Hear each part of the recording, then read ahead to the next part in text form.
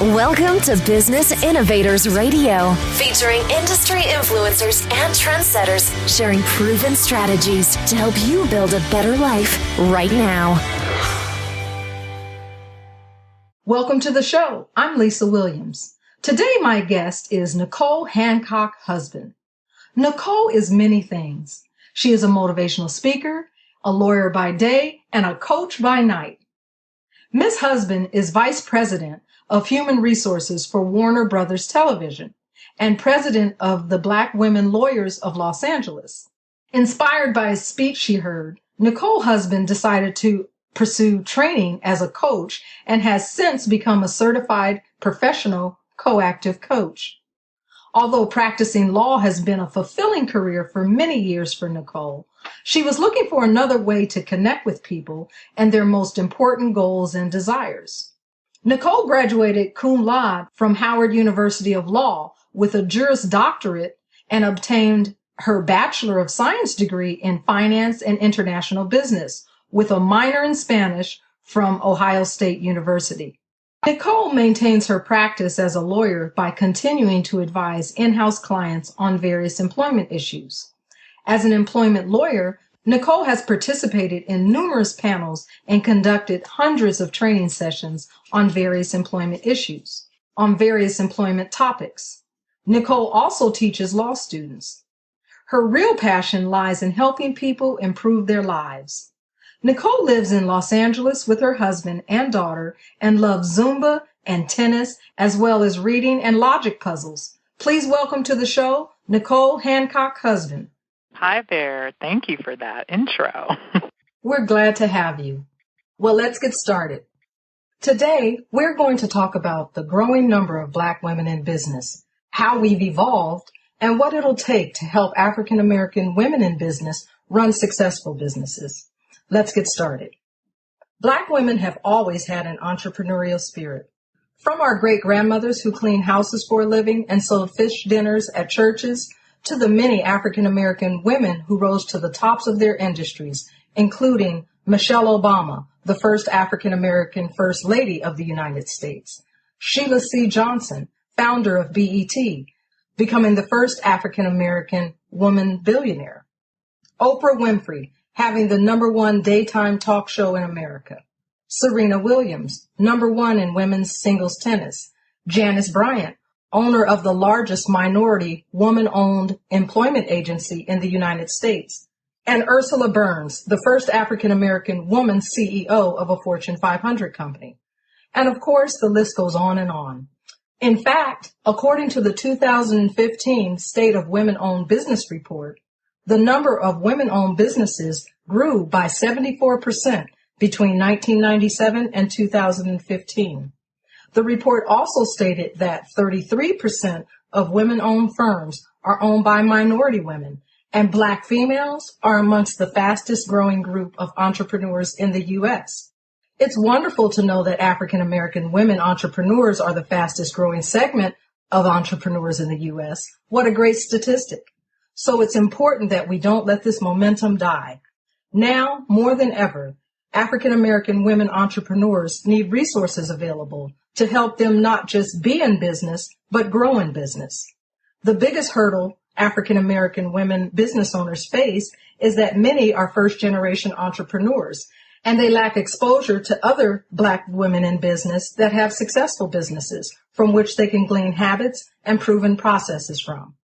Let's look at an example of just how important having a role model accessible to you can be. Here is what Jessica Alba, actress and CEO of The Honest Company, said about having someone that you can call on. As far as mentors go, countless. I was not shy about making phone calls to many people. I've been fortunate enough to know people like Tory Burch and Diane von Furstenberg, and they, got lots of emails and phone calls from me along the way with tears in my eyes saying, I don't know if this is possible. Why is everyone telling me no? What do I do? What does it even mean to get venture capital? What is venture capital? What's a board? I just didn't know all these business terms. And so they helped me understand it. And it's nice having women that you can look to and rely on. Incidentally, her husband, Cash Warren, a Yale graduate, producer, and tech investor, introduced Jessica to his childhood friend, Brian Lee, an entrepreneur who co-founded LegalZoom. And the women Jessica reached out to, Tory Burch, who is a New York fashion designer, and Diane von Furstenberg, who is a billion-dollar fashion designer. Unfortunately, most African American women don't have the same access and connections that Jessica Alba was blessed with. Black female entrepreneurs need a supportive network of African American women business owners that we can learn from. It's time to talk, share, and provide resources and roadmaps to Black women in business. We need successful mentors to inspire African American women on their journey in business. I have lined up a variety of successful, prominent, and leading African American women in business across many industries to share their paths and secrets to their success. They will discuss their journey not only as women in business, but more importantly, how they grew successful businesses in spite of the unique challenges faced by African American women business owners. Forgive my cloudy voice, but the show must go on. So let's get into the show. How do you feel about being part of this historical time for African American women in business?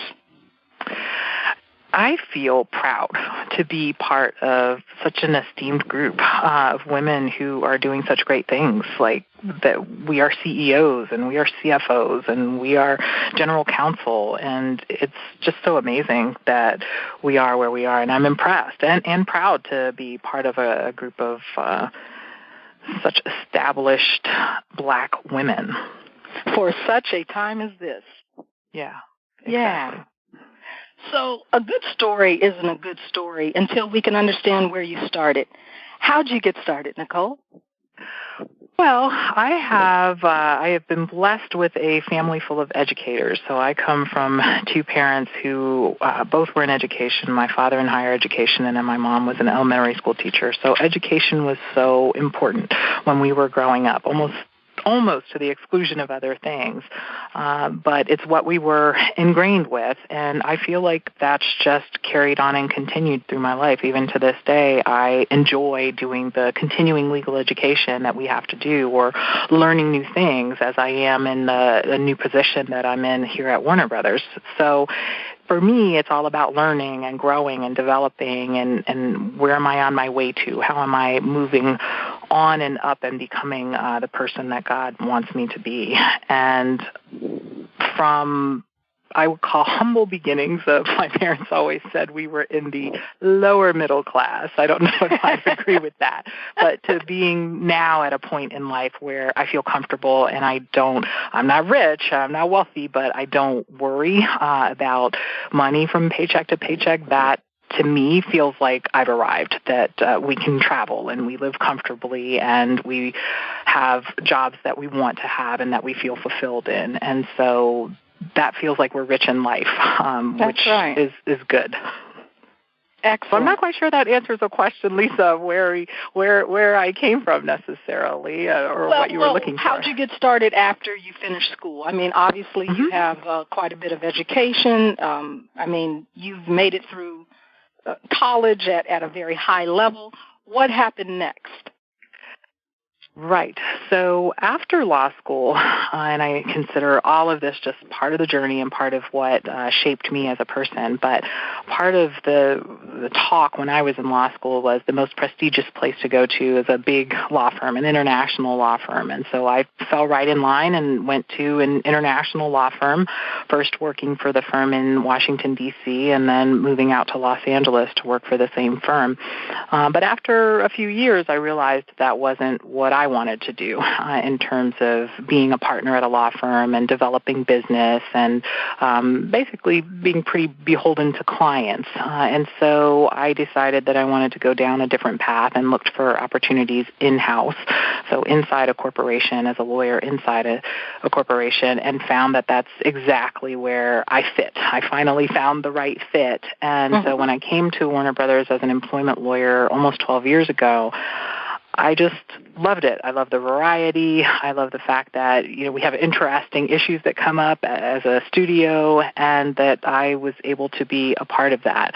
It was just awesome for me, really exciting. And then most recently, as of late last year, in November of 2015, I took an opportunity to move over into the Human Resources Group for Warner Brothers Television, where I am still in the employment realm, but more so on the operations side, so working closely with the business unit and providing advice to them about various employment issues, human resources issues, and also negotiating employment agreements, which is I still get to keep on my lawyer hat for a certain portion of the new job. So that's where I got to be where I am today.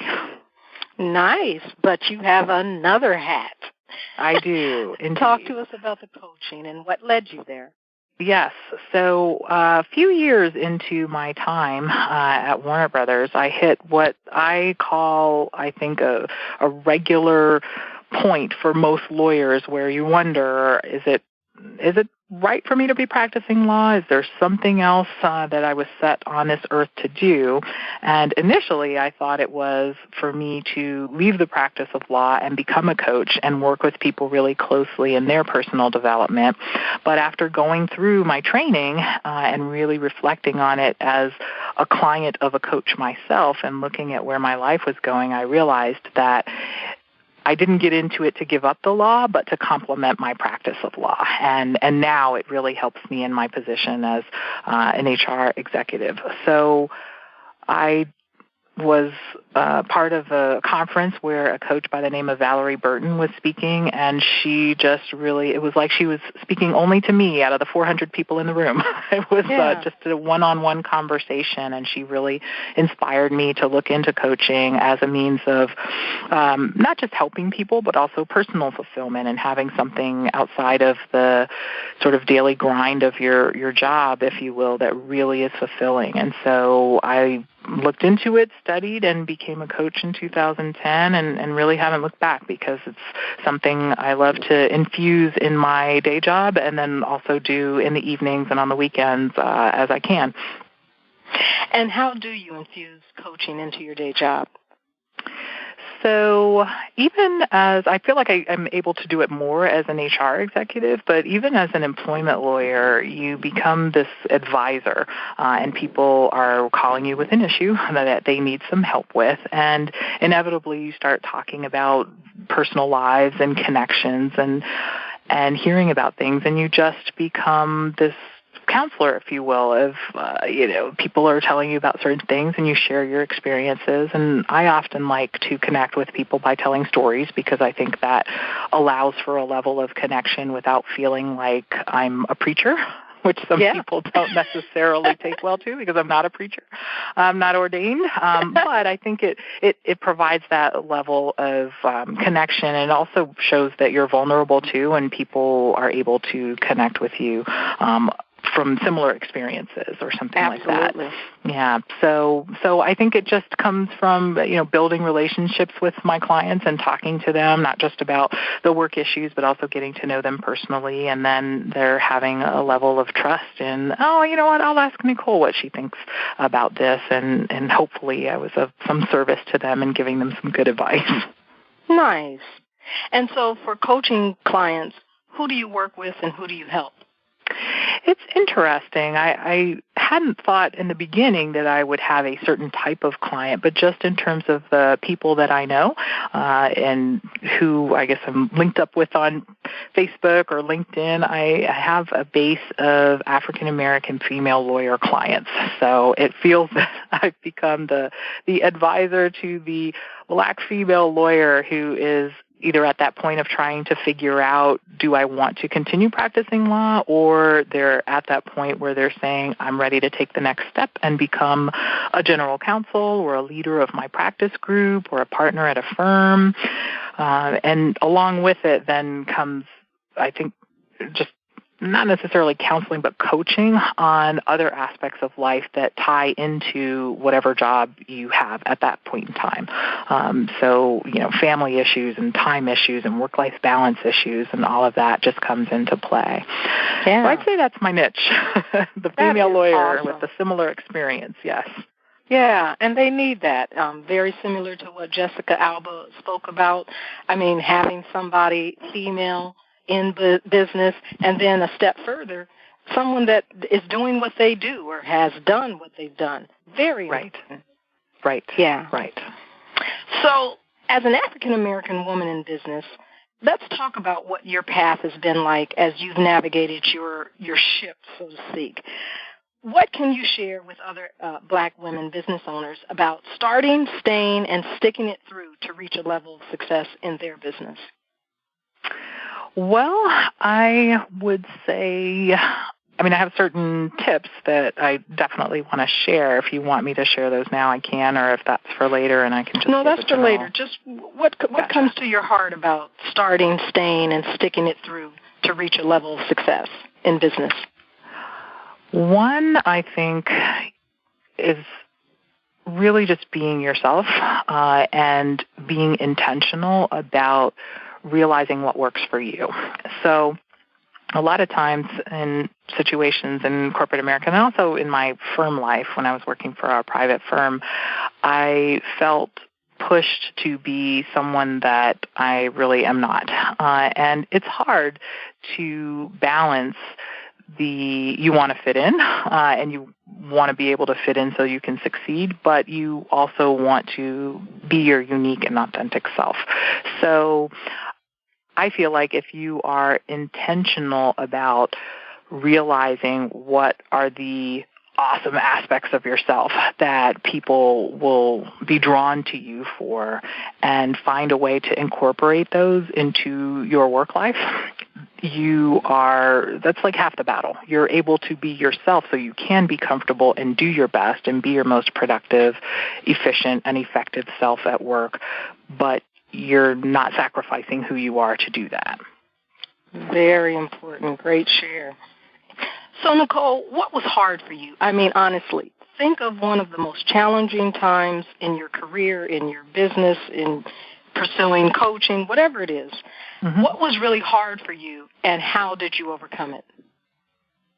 I would say two things. One is I had a situation many years ago where I was dealing with a very difficult supervisor. And when I look back on it now, I realize that I took a lot of it personally as opposed to looking at it as the possibility for growth personally and in my career. And I wouldn't change it because I had to go through that step of figuring out how to deal with that type of personality and that type of situation, and realizing that I need to be intentional about how I view that situation and what perspective I take and how I discuss that situation with others and get advice, and also getting help about the situation and not being afraid to ask for assistance, both internally at the place where I was working, but also externally with family, friends, and praying on it and that kind of thing. So knowing that I needed to get some assistance. So the first thing was really dealing with that difficult and demanding supervisor and figuring out how to deal with that. Yeah. And not taking it personally. Right. And then obviously seeking advice, encouragement. Mm-hmm. Yeah. Yes. Kind of difficult sometimes for us women, and especially African American women. Many times people think it's difficult for a man to ask for or seek advice, but as African American women, that can be challenging for us as well. I think that's true, and I think we have to look differently at asking for help. And it's not that there's something wrong with us for asking for help, but we're looking at it as, well, I'm really being smart if I'm going and I'm getting advice, especially from someone who might have been through this situation, or someone who, if you're thinking about internally at your corporation or your place of work, someone who might have some insider information that might be helpful to you. And you just never know, if you don't ask for advice, how someone might be able to help you, whether it's advice to you that's private or advocating for you separately. I mean, the whole concept of having a mentor and having a sponsor, and not just stopping at having a mentor, but realizing that you need a sponsor too, someone who is out there advocating for you and talking about how valuable and wonderful you are and how you fit in that top talent category. it's invaluable to have that person out there advocating for you. And I remember being taught about mentors when I was in school, but I don't remember the discussion about sponsors, because I think that's something that's come out more recently about how important it is to have both at your place of work and in life. Go ahead and explain the difference. Tell us what a sponsor is. We're going to talk a little bit later about a mentor, but talk to us about a sponsor for a moment, would you?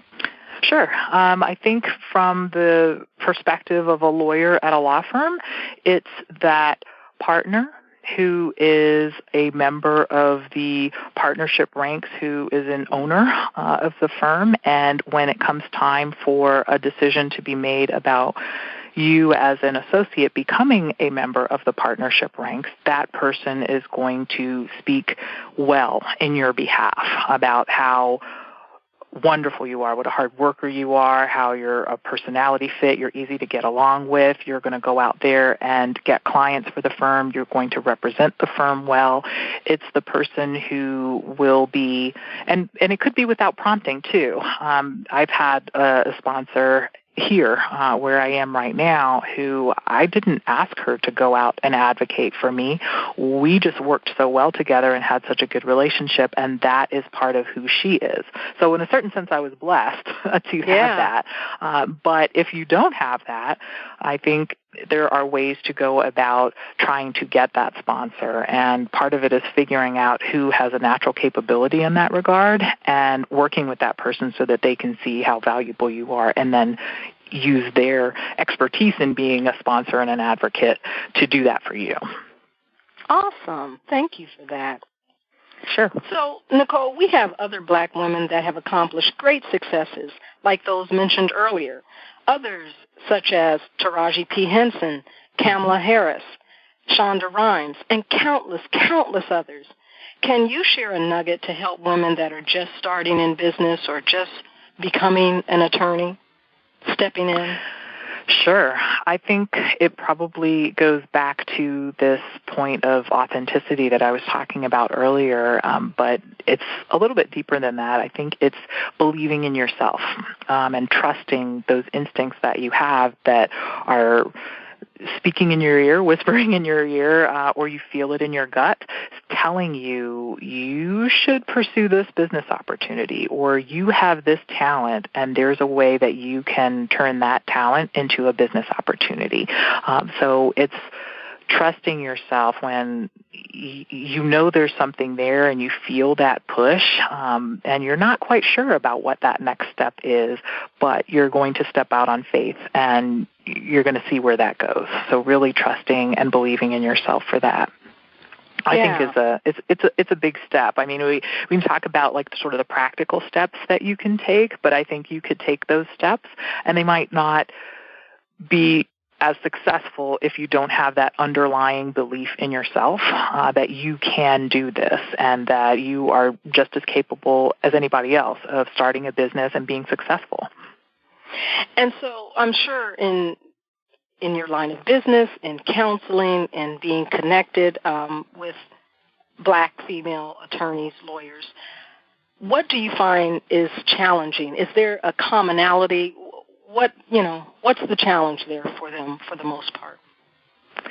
I think that one thing that is challenging is that there are stereotypes about us as African American women and how we will react in certain situations and how we will conduct ourselves that aren't necessarily true about us, but we have to deal with them. And in some certain circumstances, they may actually be true, or someone may assume that you're going to have an over-the-top reaction to something and then sort of shake their head and say, yep, that's exactly where I thought she was going to be. Whereas if the next person who isn't an African-American female has that reaction, it's okay for them. Mm-hmm. So I think one of the challenges is realizing that exists and then responding to it. And I say responding to it is a challenge because the response may be to not respond in a certain way because you're afraid of perpetuating that stereotype, or maybe not even afraid of it, but you just don't want to perpetuate that stereotype because you may have this opportunity where you're the only African-American female in the room, and you feel that tension where people are expecting you to have a certain reaction and you're doing the opposite.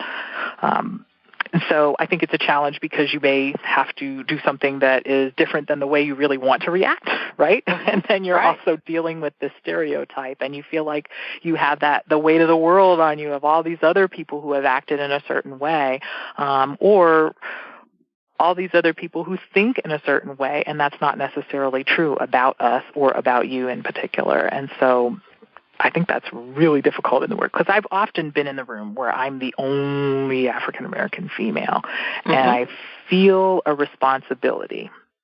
But what is that? What is that responsibility you feel?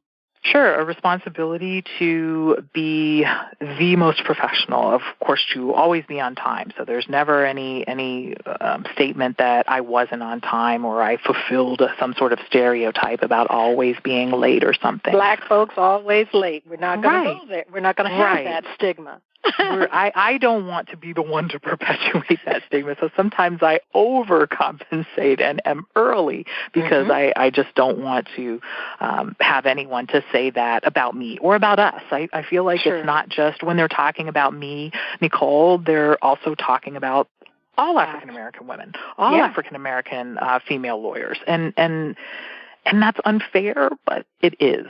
And so I try to accept that, and it's kind of like, that we have to work twice as hard and we have to be twice as good and we have to be better. And while I don't like perpetuating that myth and keeping that going, I think it's a reality that we have to deal with, and it's a weight on us. But I try and look at it from the perspective of I have this opportunity to prove people wrong about that, that we aren't always late. We don't always have an attitude. We don't always react poorly to things that upset us. We are diplomatic. We are professional. We are able to, I'll say, control emotions, but it almost makes it seem like I'm saying we are emotional, and I hate to have that statement out there. No, you're saying that we don't all roll our necks. Yes. Right. In reaction to something that we don't like.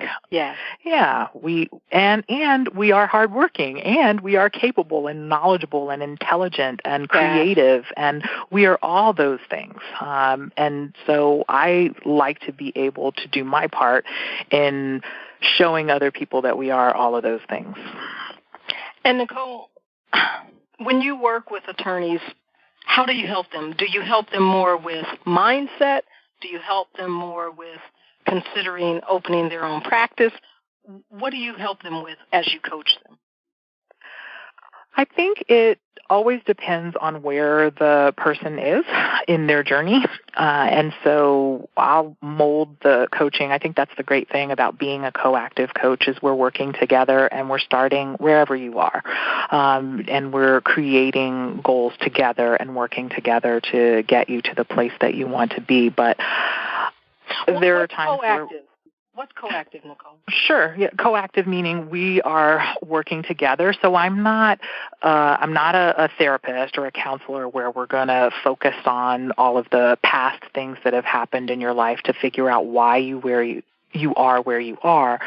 But instead, we're looking at what are the goals that you have? Where are you today? And what are the goals that you have for the future? And how do we work together to create that for you? And it could be we're just focusing on what the dream is right now, because I don't know if you've ever been in a situation where you were so mired in whatever was going on in your life at the time that you couldn't envision that dream of where you really want to be.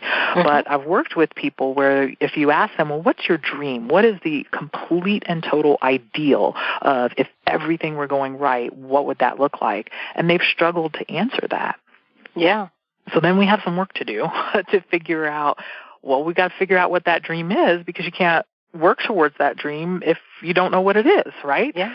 So So sometimes it's breaking that down and figuring that out. And that can be such fun work too, like to really, how many times do you actually sit around with your family or your friends and just totally dream? Like, explore it again. Yeah. No limits. You're just dreaming and talking about what if, and it's actually really fun for me as a coach to be with a client when they do that, because people light up and they get really interested and they dig in, and it's such a wonderful part of the process. I think that's so awesome, and I find it very interesting for you being a lawyer.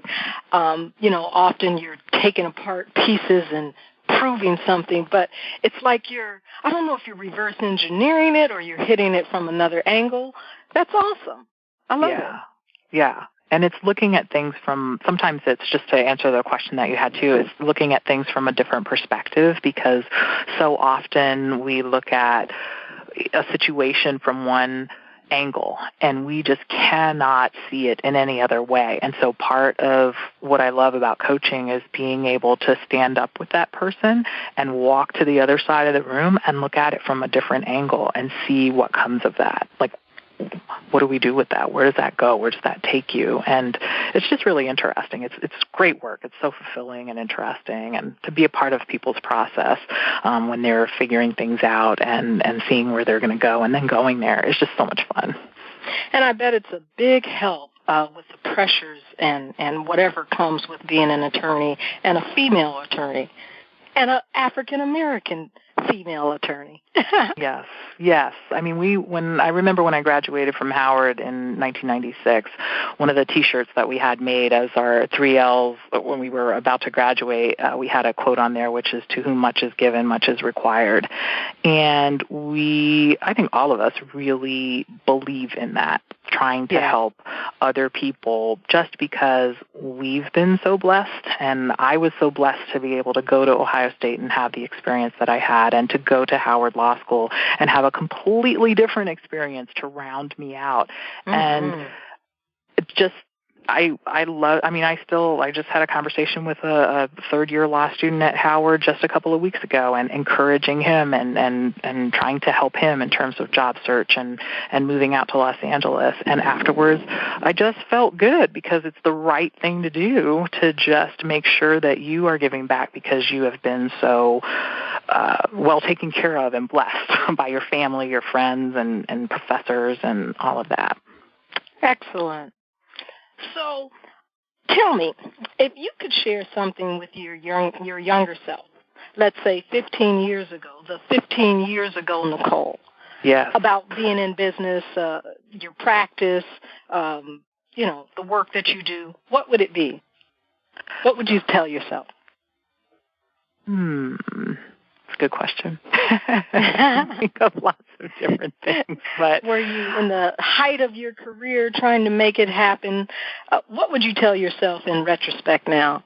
I think enjoy the ride a little bit more. Yeah. Always looking at what's going to be happening 3 years from now, 5 years from now, 10 years from now. Where am I going to be, and what am I striving for? And just paying a little bit more attention to the present and being okay with the present. So right now I'm in this stage, but nothing lasts forever. To everything there is a season, right? So enjoy this phase while it's going on, and know that there's going to be another one right around the corner. Absolutely. And as I explained in the introduction, one of the greatest challenges African American women face in business is the lack of successful Black women role models in our communities. So let's talk now specifically about the unique challenges African American women business owners face. And I'm going to go over a list. I think I'm going to list about 6 things. Listen to them, find out, feel it, see which one jumps out at you. I'm sure you can relate to all of them, but after I list them, talk to me about one of them, okay? Okay. The first is family. They didn't understand your entrepreneurial walk, or, the years that you were in school pursuing law. Friends, they didn't understand what you were doing, because they may not have been in law school. They may not have, pursued a coaching career while they had a family. no role models to call on. I mean, we spoke about that earlier. Very difficult for African American women to have access to higher level, very successful business owners on average. Business terms and just understanding business in general. Unfortunately, typically we're not grown up in households that we start learning those things early. Seeking capital. There's a whole new wave right now about how you go about seeking capital, and that's an education that unfortunately many of us don't have. Juggling being a single parent or a single woman. I mean, that obviously goes across color lines. That's women in general, but specifically there are challenges that come with that single woman and single parent as an African American woman.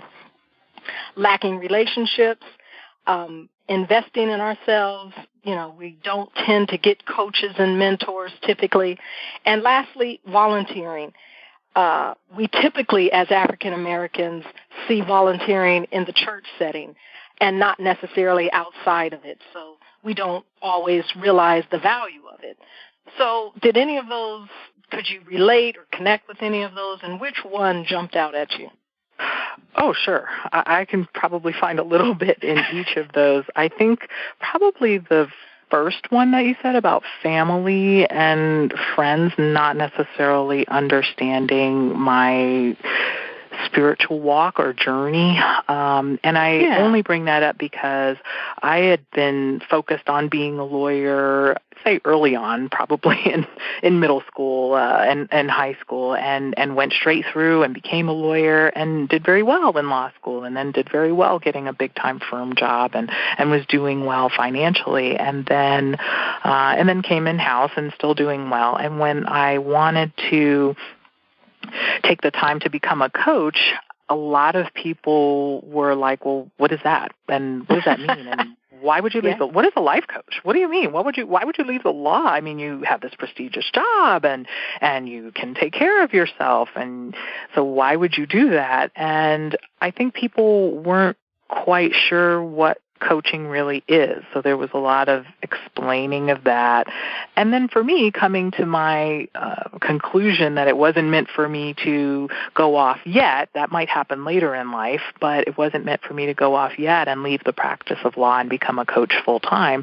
But I was planting the seeds, if you will, and laying the groundwork for being able to do that for the rest of time. Even after I retire from the corporate world, being able to do coaching, I think will stay with me. I don't think I would retire from that at all because it's so fulfilling.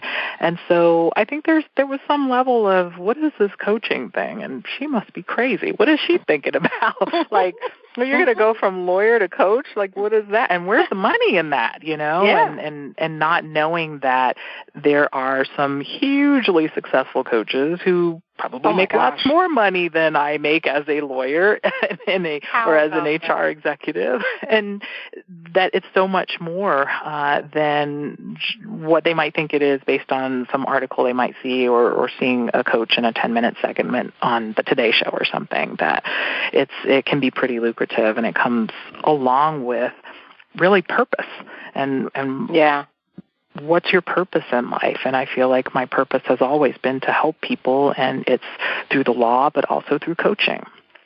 And at the end of the day, as an HR person, how do you help? Gosh, it goes from the simple to how do I get information about my benefits, or how do I get a new ID badge, or where do I go to buy this on the studio lot, or things like that, to how do I deal with this situation with my supervisor where we are really not getting along? I think that I need to move on, or I think this person thinks I need to move on, or resolving a situation between two employees where they're there really is a tension that we need to deal with. So, or helping someone make a decision that it's time for them to move on, not because there are any problems, but they're looking for something different, deeper, bigger, more fulfilling. It could be any of those. And so what I love about this job is there's so much variety. So it could be any of those, any given day, all day long. And I never know what's coming. Well, it sounds like Warner Brothers is getting a double blessing because they're getting an attorney and a counselor, a coach all in one. I have to wholeheartedly agree with you, Lisa. No, I'm a little biased in that regard. Yeah. But here's the second question. At the end of the day, with your coaching, what do people walk away with? How do you help them? I would say the people that I've talked to after we've gone through a coaching session, or just if we just went to lunch and it ended up we were going to just talk about work stuff or, just kind of chat and catch up, it turned into there was an issue and I was engaging in some coaching with them. I think people walk away with some new insight, a different way of thinking about something and approaching something, even if they decide at the end of the day they don't want to go with that perspective.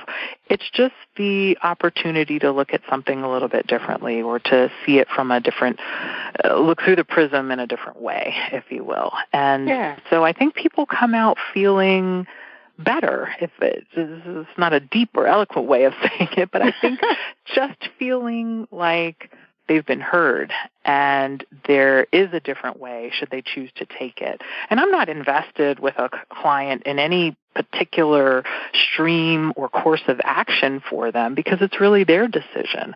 But to be heard and to be able to have someone who can process through that with you, whether it's the dreaming part of it or the planning part of it or the holding someone accountable for execution of the plan and the goals, any of those, it's just that people, I think, feel grateful and feel heard and seen. And so having been a client of a couple different coaches myself, I know that that is such a good feeling to be heard and to be seen. Yeah, and what jumps out at me is the exploration, to have someone to explore with. Yes, yeah. Nice. It is. Yeah. So you mentioned that education was huge in your household growing up. Did you have any entrepreneurial examples with you doing this coaching? Technically, that's your own business. Are you a first-generation entrepreneur in that sense? I think, just for my immediate family, yes, that wasn't. Well, I actually would change that answer, Lisa, because my dad, even though he was a professor, always having that, main job, he really always had something on the side. So I view that as kind of entrepreneurial, if you will. And if he were here, he would say, well, that was because I was looking for a little bit of money for this, a little bit of money to support that and do that and get you girls to be able to go on this trip and all of that, because I have two sisters. But I think, part of that was he loved what he did, and so being able to go and do a workshop here or teach a course there and write this book here or write a chapter in this book. And so he really always had various streams of income, not just the one job. And I think of that as very entrepreneurial in a way. Yeah, for sure. And so it wasn't unheard of to me to have sort of this side gig as a coach where I could make a little bit of money. And it really wasn't, for me, it wasn't about the extra money. It was more about the fulfilling work and fulfilling a purpose of my own.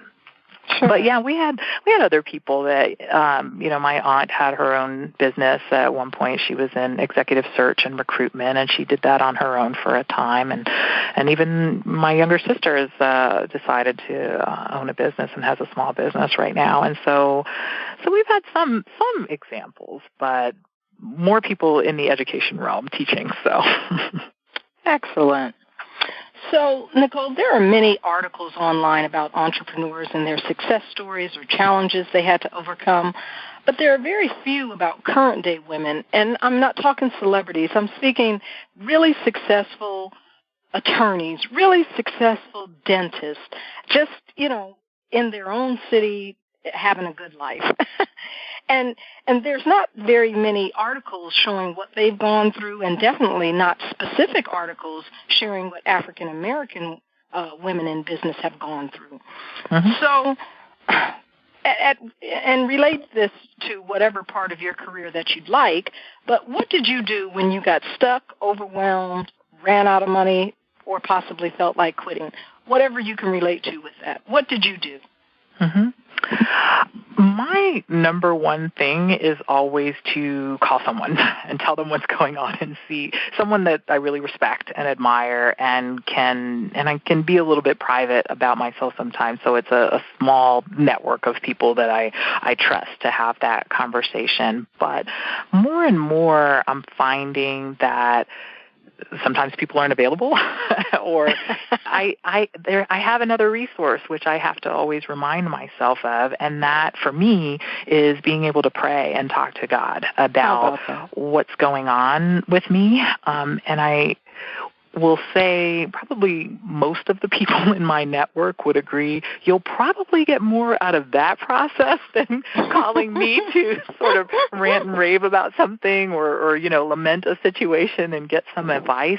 And not that they don't want to have that conversation, because I have this network of very close friends and family that just have always seemed to have been around and are willing to listen, because we give that to each other. But I find that there is fulfillment in talking to God about, this is really on my heart, and can you help me with this and give me some guidance, and what should I do next? And it really hasn't failed me at all. But I usually am reminded to do that by a very good friend of mine who is also a very good spiritual guide. Nice. And that's usually a person that I would call for advice. Excellent. And so what didn't you have when you were climbing the ladder that you wish you would have? Oh, that's a good question. I think I wish I had, and this is going to sound so conceited, but I don't mean it that way, but I mean more people like me that were, more African-American female lawyers who were willing and had the time to just sit down and talk with you and give you, straight shooter, just going to tell you how it's going, and this is what I think. Because you don't always get that. You might get somebody who is not feeling comfortable enough. I'm sorry about that. The phone seems to be ringing, but that might not get enough or feel comfortable enough with themselves, or for whatever reason, to really tell you the real deal. And so if I had to pick one thing, it would be to have that person who is just a straight shooter and will just tell me, listen, Nicole, here's what you really need to do, or here's what you really need to think about. And then you go off and think about it and come up with the solution that works the best for you. Nice. Great nugget. So let's have a little bit of fun. Okay. I want to complain for a moment. Okay. Our black businessmen, they're showing us out, and that's not going to work. Tyler Perry has his homeless to success story. Eric Thomas, the motivational hip-hop preacher, has his homeless to PhD story. So us ladies, we've got to get our stories out and document it so African-American women in business have some inspiration when they're feeling low, when they're searching online, to learn what other women went through and how they handled those challenging times. So together, Nicole, let's take a moment. I'll let you go first, and then I'll jump in and throw my 2 cents in. Okay. Let's create what your rags to riches story is, or your hero story. Yeah. My rags to riches story. Well, or hero. Or my hero story. That, I don't know that I've been asked that question before, so I'm searching. Well, from a little girl, you always knew you wanted to be an attorney.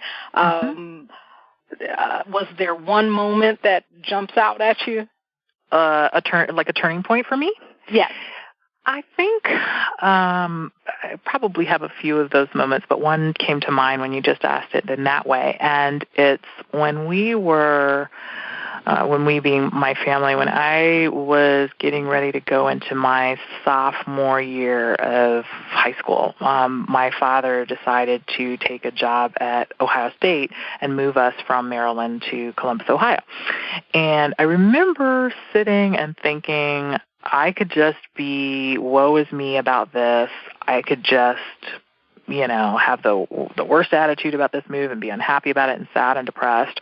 Or I could look at it as an opportunity to make new friends, to live a different life, meet new people, and try something new. And I decided to do the latter. And I just think back to, wow, how interesting that you were thinking about that I guess I was about 14 or something.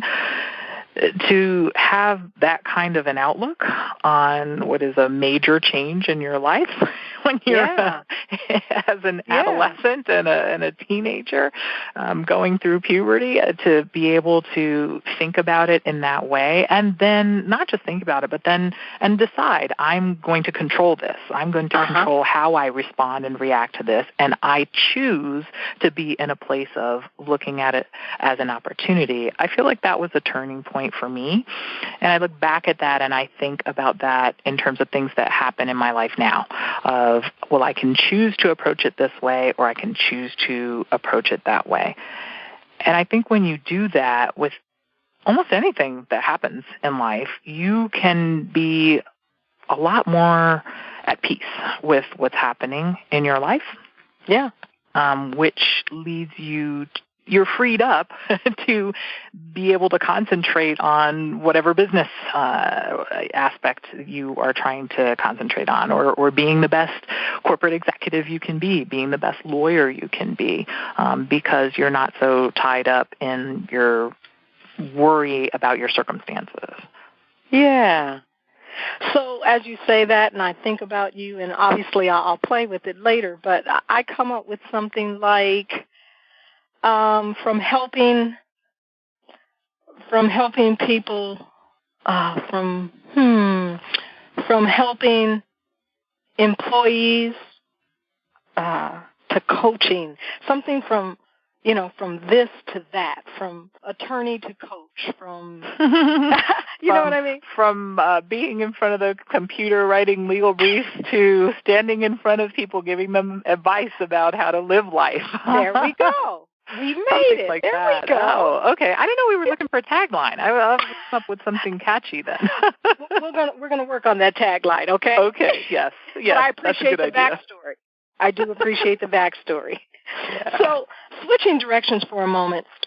Today, there's a lot of talk about collaboration. What are your thoughts on collaboration instead of competition? Oh gosh, I love the idea of collaboration and not competition. And I think that's part of where I didn't fare so well at law firms, because what they feed off of is that competition amongst associates and amongst partners to try and get business, to bill the most hours, to make the most money. And I just didn't fit there.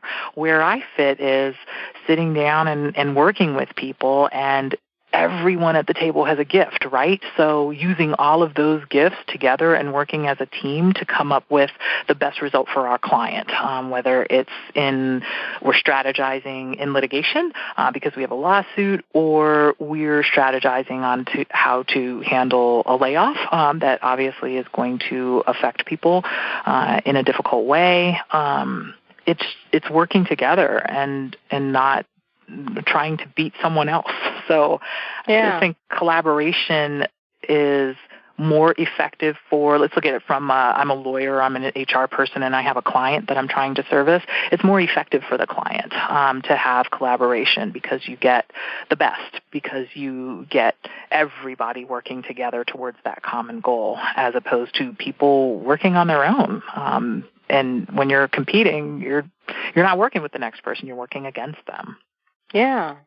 And one of the things I share with business owners that I work with, especially women, is how they can succeed without having to compete. And one of the ways of doing that is by positioning themselves. I call it the power of positioning. Another way is leveraging the media to build their brand. So I really help people realize keep your eyes on yourself and moving forward, because if you're focused on your competition, it's not going to build your business. And if you focus on your niche, and if you open your mind to, a big fish in a small pond instead of a small fish in a big pond, man, you can stand out and really have a successful business. I call that staying in your lane. And and I don't mean that in a negative way, but I mean that in a positive way of, if you are focused on yourself and your journey as opposed to being so caught up in, well, this is happening for that person, you don't even have time to think about what's happening for that person because you're so focused on, this is my lane, this is my journey, and I'm focused on making this journey great. And there are so many things that are, I believe, God has waiting for you if only you get in line and focus on yourself, because I think the best way to be sad and depressed is to constantly be comparing yourself and your life to somebody else's life, because it's a no-win situation. You've got to be grateful about what's going on in your life and see what's good about your own life, because everybody's journey is different. And I wouldn't want anybody else's journey because I'm not uniquely qualified to live that journey. I was built to live my journey, right?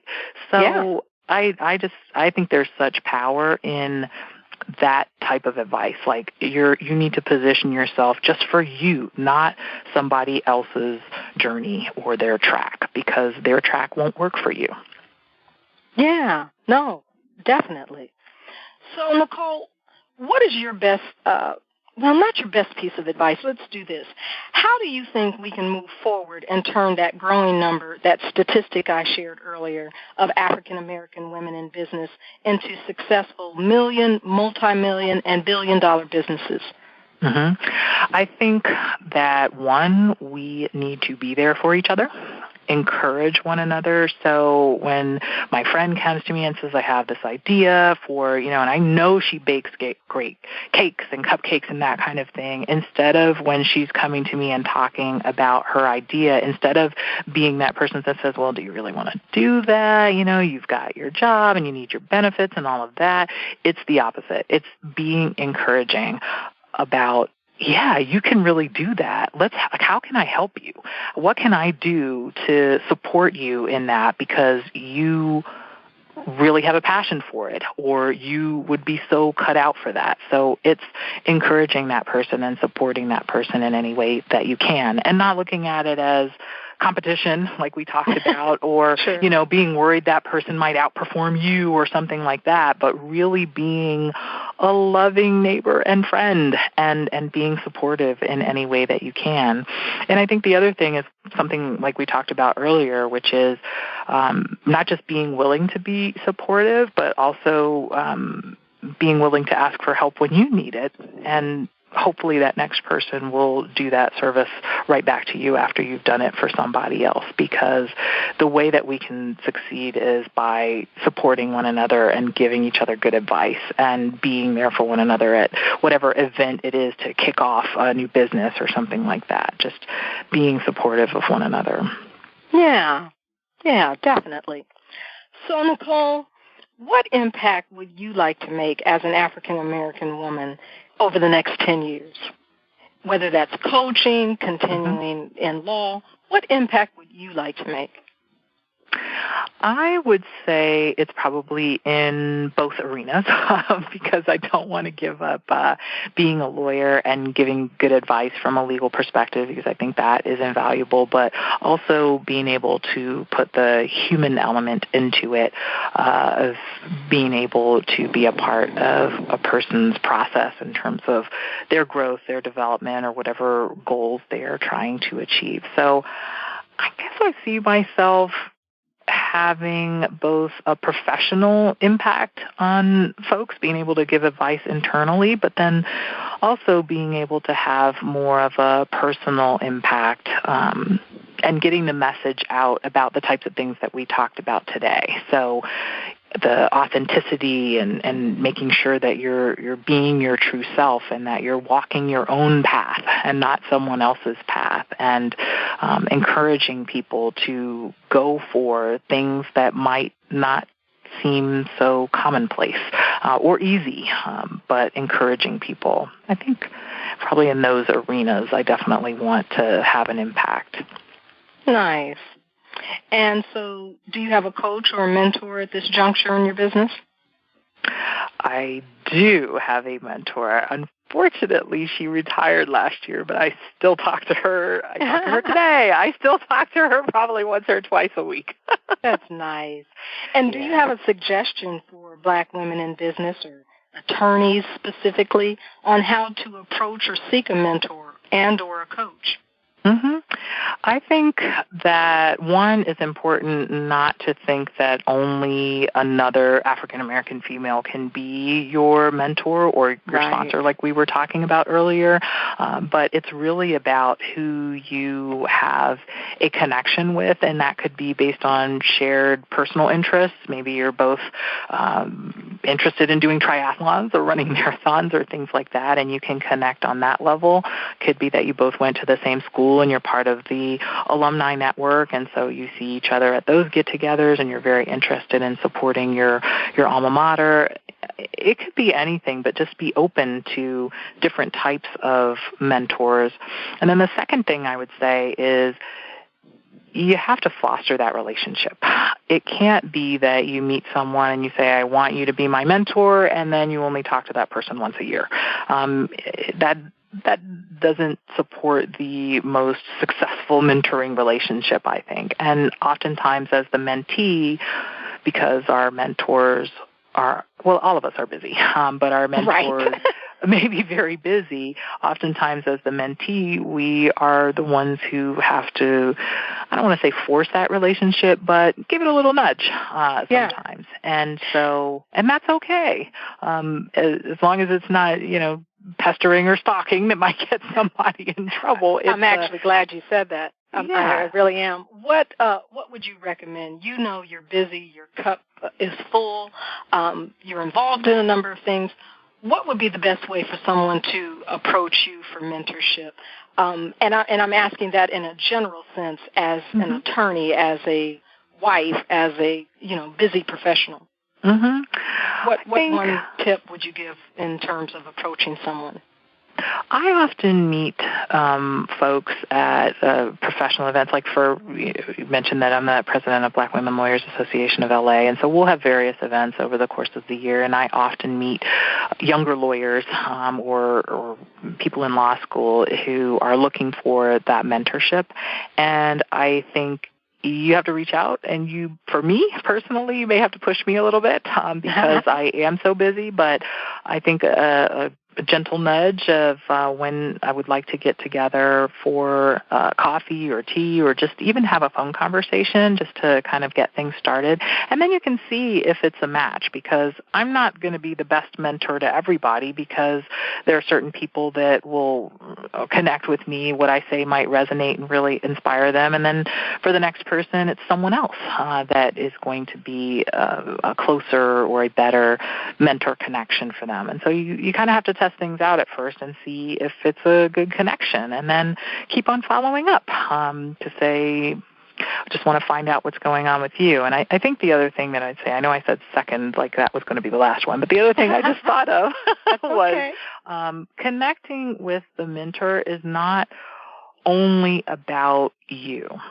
So I have a mentee that, and we probably connect every few months or so, and she'll email me or we'll go to lunch or whatever, but we talk about lots of stuff, fun stuff. Like we were talking about New Edition the other day and how we both love New Edition. and so it's not just about business things, but then she also asks me questions about myself and remembers my daughter's name and things like that, so that I know this is not just a one-sided relationship, which makes me want to have lunch with her and talk to her, because we talk about lots of different things and it's fun, and she's interested in me, I'm interested in her, and I think, a true reciprocal relationship. And so don't just think you're going to meet a mentor and they're going to give you everything and you give nothing, because you do have something to give, and you should share that, because it may be you have the in on the best restaurant in town, and maybe you can share that. But you do have something to give as a mentee too, and you shouldn't be afraid to share that, because I think that makes mentoring relationships better overall. And that's a great nugget. Thank you for that. Mm-hmm. And Nicole, do you have some success tips of your own that you'd like to share? I do. I think a lot of these probably go along with things that I've already said, but I think the first one that comes to mind is acceptance. And I would say that's acceptance of yourself, who you are, but also acceptance of circumstances and things that happen in life, because the more we try and fight it, the more it's just there. So acceptance leads to a greater state of peace. The second one I would raise is confidence. Having confidence in yourself. And I don't mean arrogance, but I mean confidence, knowing who you are and being proud of who you are and not being afraid to share who you are, having that confidence. The third one I would say is authenticity. A lot of times in corporate America or in firm life, anywhere you work, sometimes we are encouraged to be something we're not or someone we're not. And I think there's a great value in just being yourself, because you have gifts to share. And so bringing yourself, your authentic self, to whatever situation it is, I think there's a lot of value in that. The fourth one, I would say, and I tell young lawyers this all the time, don't be afraid of hard work or time in the trenches, because we all have to put in our dues. And sometimes that's just the way it is. We're working hard hours, and know that to everything there is a season. And then the last one would be along the lines of what I've said earlier, is not being afraid to ask for advice and ask for help. Some people see that as a weakness. I'm showing weakness by asking for help or asking for advice. But it's really showing that you realize that you do need some assistance, and not being afraid to do that, because you may get so much help in doing so. And when you show a little bit of vulnerability, it allows people to feel a little bit more connected to you. I love it. Wonderful, wonderful success tips. And do you have 2 books that you'd like to recommend to a woman, any woman to read? Yeah. I do. So one is more on the personal side, and one is more on the professional side. So the personal side is a book I read a number of years ago that just had a really big, huge impact on my life, and it's called A New Earth, Awakening to Your Life's Purpose by Eckhart Tolle.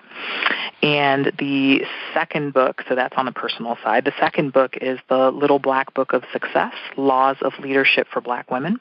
It's by Elaine Merrill Brown, Marcia Haygood, Rhonda Joy McLean, and Angela Burt Murray. And that is so easy to read and has such great tips and stories about our life in corporate America. And I think that you can get such golden nuggets out of that book, out of both books, actually. They both were helpful to me. Well, dear, thank you so much for taking the time and sharing and giving back, and just being a part of the journey, or sharing a part of your journey as an African-American woman in business as an attorney. Is there one last nugget you'd like to leave for inspiration? Oh, you know what? I'm going to be kind of silly about it because I have a 5-year-old, and we listen to lots of Disney songs, and we were listening to a song from The Lion King the other day, and the song Hakuna Matata has always been, it means no worries. I love it. It means no worries, because everything's going to be all right. Perfect. Where can our listeners get more information about you as a coach?